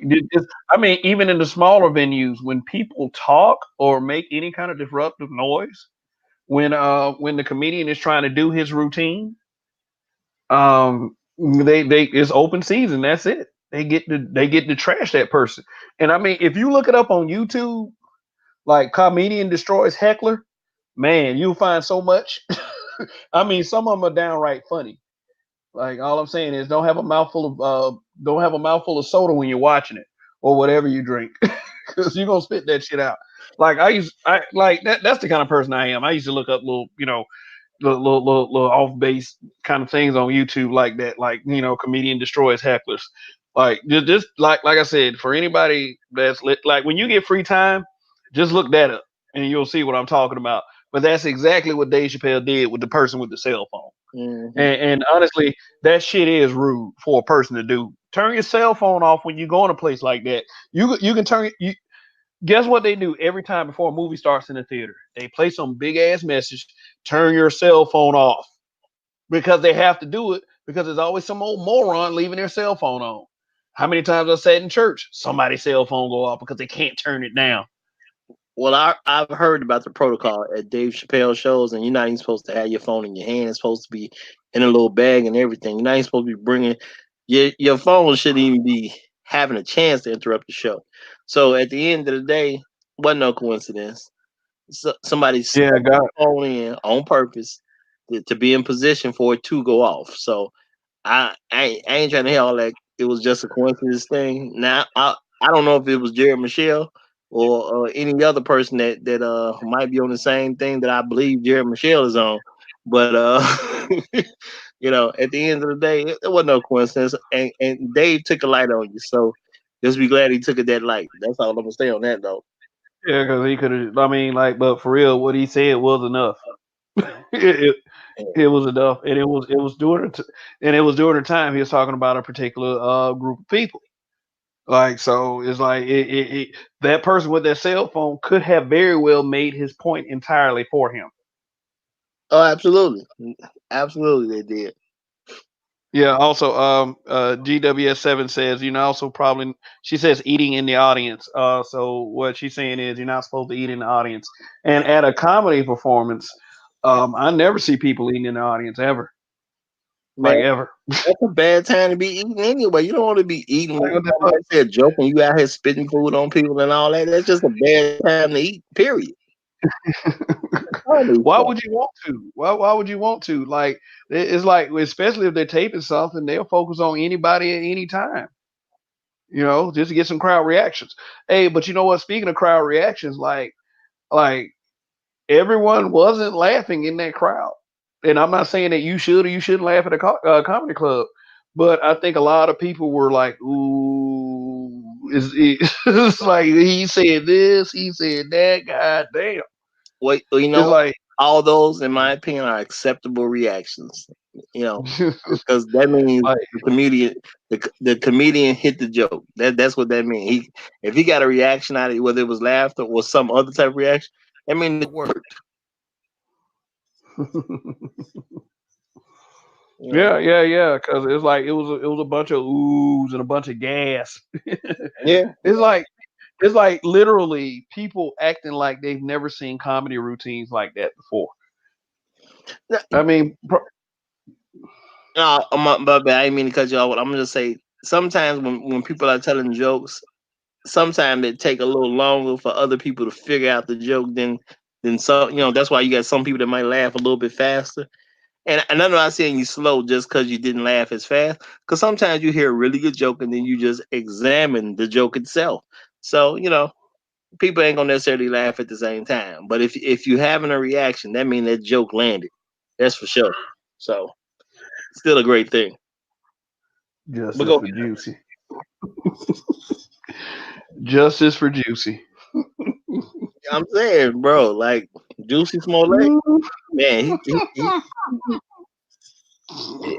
he made me look at Juicy Smollett in a whole different whole different way at this point, man. But you know what though? But you know what? They wrote him off Empire. Like they have shown that they're ashamed of what he did. Hey, Because hey, like people were hard because people on the internet were hardcore caping for Justice Smollett. Well, Juicy Smouye. They were hardcore caping for him. And like they were really getting at like black men, like hetero black men, like hetero black men sign us as harming. Like it was like he said, it was like our silence was actually helping because we didn't believe that shit. well, we didn't as a collective go we didn't go in and start tricking off on Yeah, pretty much. because we really could have, you know. I mean, for real though, at that time, man, there was people calling Jesse like Juicy a revolutionary. There were articles that were out that was calling this man a revolutionary, trying to derail the Trump train. It's like y'all gonna have to find another way besides that shit, because Well, that make y'all like you. well, that, Go ahead. Jussie Smollett was definitely no revolutionary. Now, Juicy, the French actor, he might have been. He might qualify. Man, let me tell you something. Let me tell you something about your boy Juicy. One of the acting jobs he did, like I guess he was trying to prove that he was woke and it was revolutionary. So he was on that show Underground. Remember Underground? Like it was a show on that came on Chicago's own WGN. Mm-hmm. Yeah, and I mean, like he appeared as a slave who got separated from his wife. Now, now let me tell you this much. I would say that in particular aspect, Juicy Smollett was a horrible actor. It's Mm-hmm. like you can make me believe that he was mad solely because of that. Like it's like they even show like you can even look it up on YouTube. It's like this is just tell me if you believe that shit. Just like that story he told to the boss. Well, Like well, I'm gonna say this about Juicy. Now, when it comes to his acting, I give him all due respect. Because if you can find footage of him discussing things with the police, you can't say that man ain't an actor. yeah, for real. That man can act his behind off. Ooh, Cause he told some. I want to. I wonder what one of his coworkers think in particular. Malik Yoba. Money earning, Mount Vernon. Oh, Yeah, yeah. I mean, that's a lifestyle that's supposed to deal in truths, not lies. Coming out with the truth about who I am. well, This motherfucker went and lied in front of everybody, I bet. and we. I was gonna say, I bet I know somebody who did actually believe him. Them them two guys that Yeah, made we this know. story up about Michael Jackson, they probably believed him. Like for yeah, old James Safechuck, the other guy.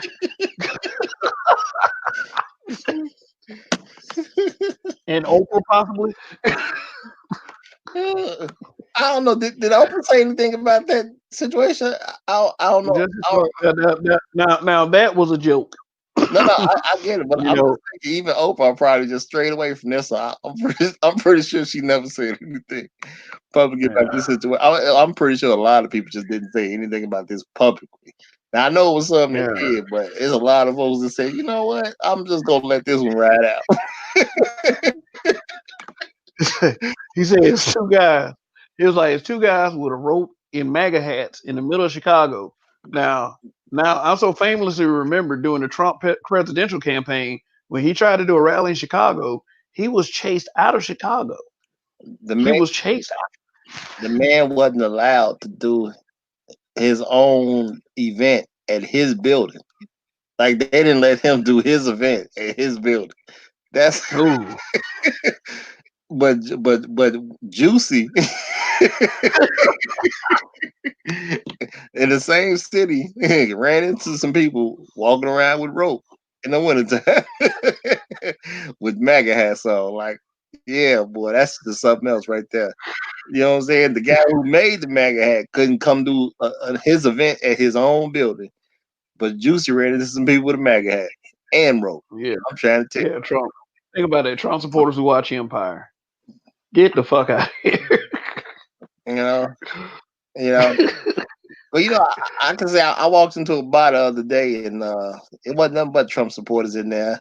But the last time they aired Empire, it was me and a bunch of Trump supporters. We all watched the show together. And for the slow people, this is a joke.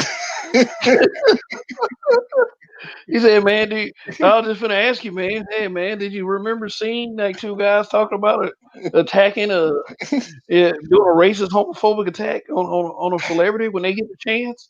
Like, Well, you know what? The you might need to go to the police. last time I was in there, all I can say, I ain't gonna say nothing definite, but I can say out of the corner of my eye, I did see a couple guys walking around with some rope.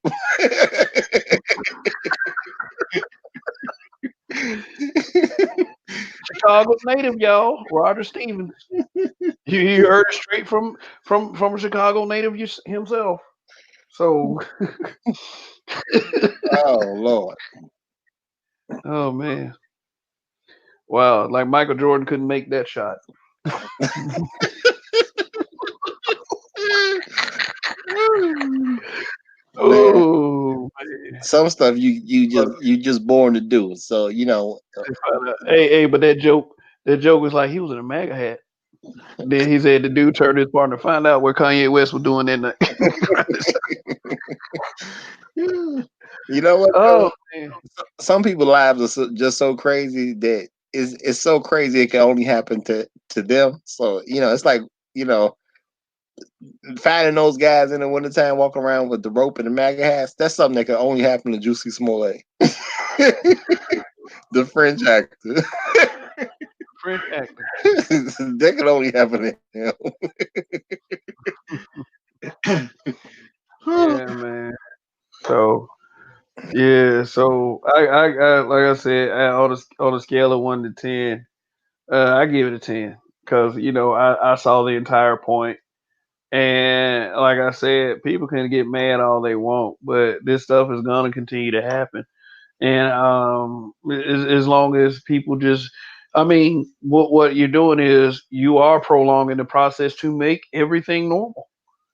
I mean, and I think that in the '80s, like that article said, oh, this still Dave Chappelle stuck in the '80s, but we understood normalcy. We did. Like it's just fact. I mean, we still had a long way to go as far as I would say technology and medical advances and all that stuff. And and thank God, a lot of that technology and that medical advances came. But as far as the mentality, our skin was a lot tougher back then than it is now. I mean, at least I feel like my skin is tough because I'm from that mentality. It's an older mentality, but hey, it worked. And you got through life. I got a You when someone is say what? I'm sorry. I had a question for you, but you can go ahead. You can finish up. I mean, go ahead, ask your question. Based on that picture, do you think the guy who wrote that article? Do you think his heyday was in the '80s? Man, that dude probably born in 1998 somewhere. Like when I went to Daytona for Black College Weekend, I could sense at that age that some fucked up just happened. So it might have been that guy's birth. I don't know. It could have been any amount of things, but but it's like it's this it. What happened is this mentality where these kids went to college and they were only allowed to say certain things within a safe space. And and they feel like that the world should be a big safe space. What? It's a battle for control of one's thoughts. When by at the end of the day, it's like you never are really going to win everyone. You're trying to make people think a certain way. It's actually like you're trying to make people like you. Now, speaking for myself, I know I've already accepted that not everyone is going to like me, and that's perfectly okay. It is, and it should be okay with everyone because you're not going to have 100% rate with people. You're not. It's not. It's not going to happen. Sorry, that's one of those things called reality. What? But also a reality. Words cannot hurt you physically. They cannot kill you. You can always fight back with words. And if you're not funny, too fucking bad. You just lost that one. I'm sure that all of you out there mad at Dave Chappelle is better than him at something. It's just not comedy. Well, a lot of the folks they probably go to the same type of training when they go to college, and then they don't necessarily understand what freedom of speech is when it comes to college because nowadays people barely get taught the Constitution. They don't really study it. They don't know what their rights are. They don't know what you can and can't say and where you can and can't say it. College is not, it's not 100% public place. You know what I mean? Because if you don't go to the school, they can hit you for trespassing and all types of stuff. So it ain't just like a totally a public place or anything like that. Then you got a lot of colleges that are private. So you know what? They can make rules about you can't talk this certain way over here in this area or at these times. All that's done, but people gotta understand once you leave college, all that ended. Because college is just a made up. It's a little bubble that you in. It's not real life yet. You know what I'm saying? No, it's not real life. You're not going to understand real life until you actually participate in real life, meaning no one else is taking care of you at that point. Once you start taking care of yourself, then you'll get a view of the real world. Mhm. Yeah. Oh yeah. Also, your boy R. Kelly. What about what he said about R. Kelly? He was talking about this. Well, I guess one of the producers of Surviving R. Kelly approached him and said that she wanted him to participate in the special. Now think about this. Now think Mm-hmm. about this. Why would you ask a man from a comedy sketch to do a bit in Surviving R. Kelly besides to further slander the man because he did that piss on you skit? Well, the way I look at it is that the when you're not a creditable person, the reason you asked Dave Chappelle to participate was because he was famous. Because Dave Chappelle can do it just as well as I do. You see what I'm saying? But I'm not famous, so she didn't ask. But we know him the same way. You know what I'm saying? Yeah. Dave Chappelle don't know no more about R. Kelly than I do. Just Mhm. Dave is famous. She could have had Roger Stevens in that report, in that Well, in that in that special. You know what I mean? Like man, you see, hell, look at another headline, but this was much they earlier pay before people to this be in it. So skit came out. yeah, I was saying they pay people to be in there. You know what I'm saying? Now Dave didn't need the money. I'd have took the money. And I'd have told him I told him what I knew about R. Kelly. I mean, the way he told the Joel thing was hilarious, though. Telling the Oh yeah, story was. behind it.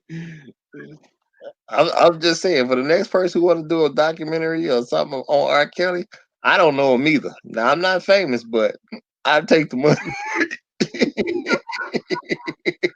Oh, man, I heard that R. Kelly used to be around the McDonald's, man, looking for some people. You know, that was his little meeting spot. Yeah, Man, bro, I could take you to the McDonald's that I heard he used to frequent. I could take you. I'll See what I'm get you a Big Mac. I got $2 in my pocket. Shit, let's do this. saying? If you let me on the special, I heard I know what high school. You know what I'm saying? What the high school I heard he used to go to, they used to go back to, and all that. Man, I can tell you about all the spots I heard he be. You know what I'm saying? Because I don't know R. Kelly either. But Yeah, like, I yeah, mean, you can say any amount of bullshit. Hey, like when you park, this parking space I parked in was the very parking space that R. Kelly used to meet all of his would be's. I can tell you all kinds of stuff with the And stuff then, I I, heard. and then I try to come up with an alligator tail. I'll be like, man, it was, it's just. I mean, I'm not good at fake crime, but I'm sure some will come out. Once I find out what the terms of the pay was, just a little bit. Well, my thing is, I ain't gonna give no nothing real to work with. I'm just gonna tell them a bunch of well, I heard this, and this is the place that I heard it happened at, and all that type of stuff. This is the person I heard that knows the person who did X, Y, and Z. See what I'm saying? But I give you the real because I don't know him either, so I'm just as credible as Dave. If they ask Dave, I mean, I qualify. I probably know more than him. Yeah, You know what I'm saying? yeah. Yeah, but Dave said that the reason why he said the one reason why he didn't do Surviving R. Kelly is because he don't know the dude. He said he doesn't know anything about the dude. He doesn't know. I mean, he knows about the dude. He didn't even say that, but he said he doesn't know him. He doesn't know R. Kelly. There was no reason for him to really be on there. Yeah, I mean, but from the way this headline looks, R. Kelly sure knows Dave Chappelle. Well, I'm just saying But I don't know R. Kelly either, so I'd have took the check. Dave didn't need the check. But you know what though? After that piss on you skit aired, like he did say that he saw he said I saw R. Kelly in the airport And then he paused. And then he was like, "Ain't no punchline to that." And I mean, it's some real shit.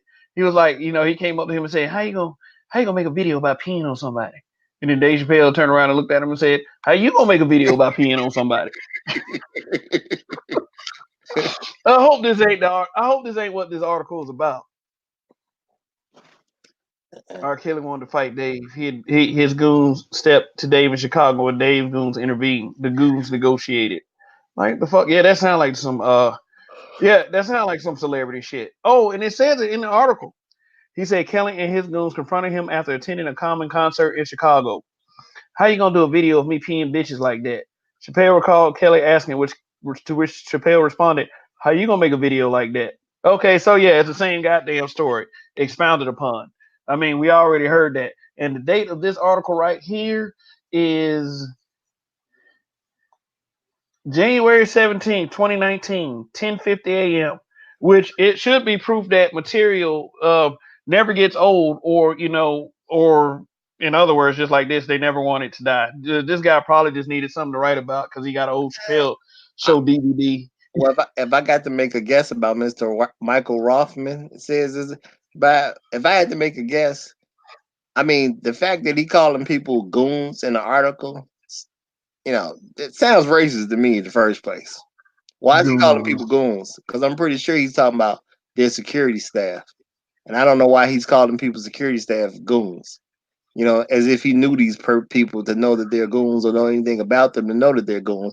Because I ain't heard about Dave Chappelle and any goons of his beating up or robbing anybody. Oh, here we go. Michael Rothman, co-founder and editor-in-chief. And well, look at the first sentence. Michael Rothman lives in Chicago. Mm-hmm. Yeah, your city just keeps coming up, man. Hey, man, we got racists that live here too. I'm just saying. I can't say we racist free. I can't give you that one. And I can't say the man is a racist. I don't know him, but the fact that he's calling people goons in his article ain't speaking up well for him at this point. That's all I'm saying.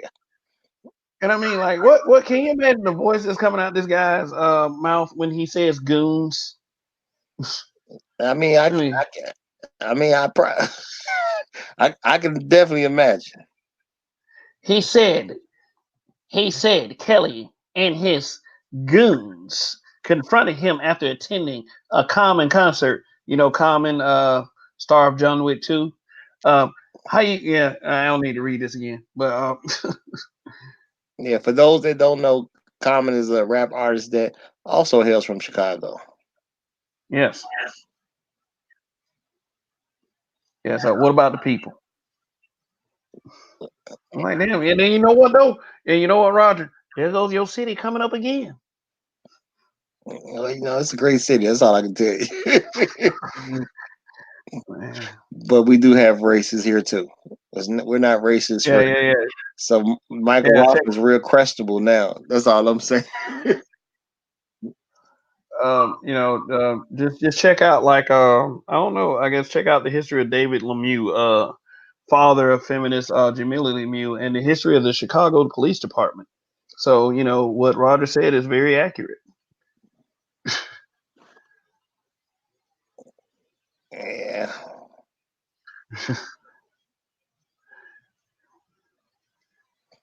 Yeah, we got to get the races out.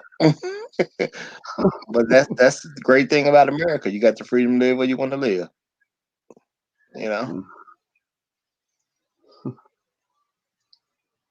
Yeah.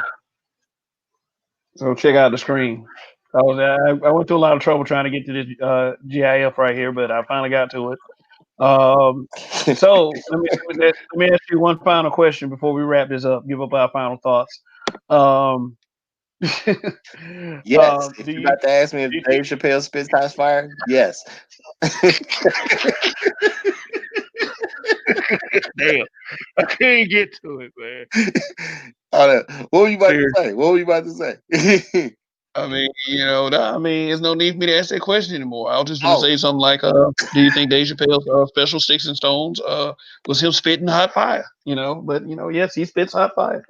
wait, hey man, that show was an absolute classic. Real talk. It's gonna be funny in 20 years. It'll probably be funny in 40 years, and sadly, it'll probably be funny in 60 years. Real talk.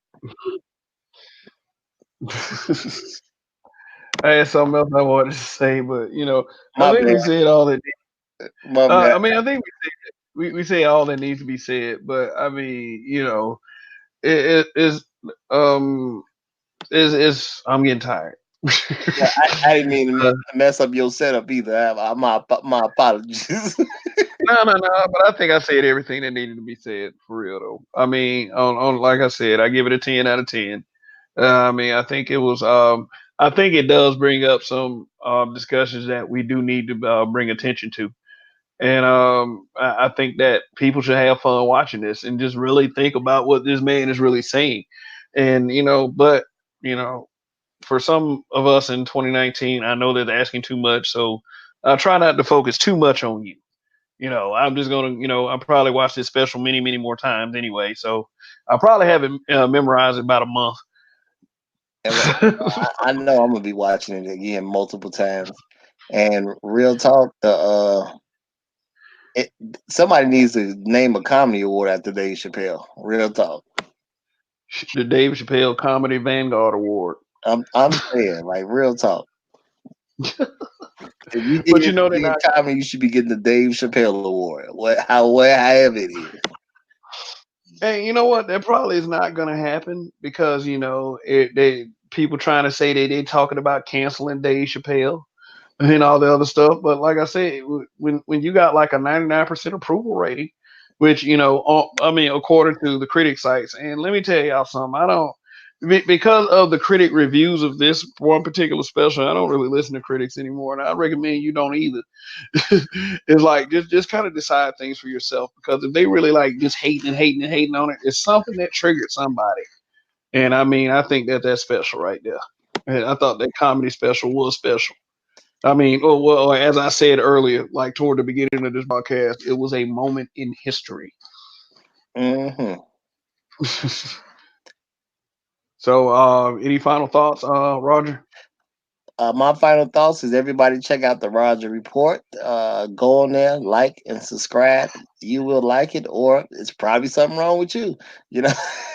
But at the end of the day, there's only one person who he's already proven who can cancel Dave Chappelle, and his name is Dave Chappelle. Outside of that, can nobody cancel this man.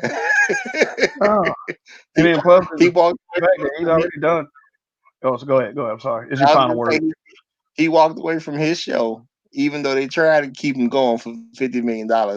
He chilled as long as he wanted to, and and then he come back for 60 million. Can't nobody cancel Dave but Dave. End of story. No, not at all. Not at all. End of story. And like we were saying in the broadcast, he's done his 3 Netflix special. He can be done if he wants to, and he has certainly has enough money to be done. So what y'all calling yourself canceling him for? It's like it doesn't do any damn good. I mean, for those of you who are watching, but granted, like the people watching, um, actually like the special, then you see it the way we do. Is it's comedy. Nothing is off limits in comedy. Period. It's like you can try to limit it, and exactly why some of the older players are getting out of it. Like Chris Rock has said something before, and like I said, people like Jerry Seinfeld, like Cat Williams don't give a fuck. Cat Williams, but we still got Cat Williams, and also we're looking forward to the return of Eddie Murphy. Now, if you think Dave Chappelle is bad, Eddie Murphy. Yeah, I wonder, like, after all these years, do he still got it? And I do think he still has it. So we'll just see. Like I said, like I said, it like this is just is it. I think it's a, and I was thinking about this earlier. I think it's a survival technique for Netflix. They're finding what works for them, and if they keep doing comedy sketch specials like this, making deals with people like Chappelle, making deals with people like Chappelle, Netflix ain't got shit to worry about. No, They would. they gonna stay the number one streaming service. That's all I was gonna say. But go ahead, bro. Yeah, I don't know that Disney Plus though. That deal they got going. But it's like this. Well, Netflix will stay afloat. Do you understand how much money Netflix makes per month? And I heard this on TV this afternoon. Netflix makes $1 billion a month. $1 billion. I mean, they can about do anything they want at this point. They're probably the most powerful streaming service. So I mean, I think there's more to come. I don't think this Chappelle thing is the. I don't think the Chappelle thing is the last thing that's going to happen. I think something else is going to happen, and I think it's going to have a lot to do with Eddie Murphy. But they probably going to ramp up the complaint about Eddie Murphy too. And you know what? Bingo. That's checkmate for Netflix. So anyway, I do recommend Dave Chappelle Sticks and Stones to everyone. To not everyone, because not everyone can take it, but for those who like that raunchy style of comedy and have been looking for that, uh, Dave Chappelle's special is the special for you. I do recommend it. It's good and it has some pretty good messages in it too. Try not to get too offended. That's all I can say. But if you do get offended, well, all right. I think we said enough. This is Kev. This is Black Men being brutally honest. I hope you enjoyed the broadcast. Like, share, subscribe. In Kev, we trust. Goodbye.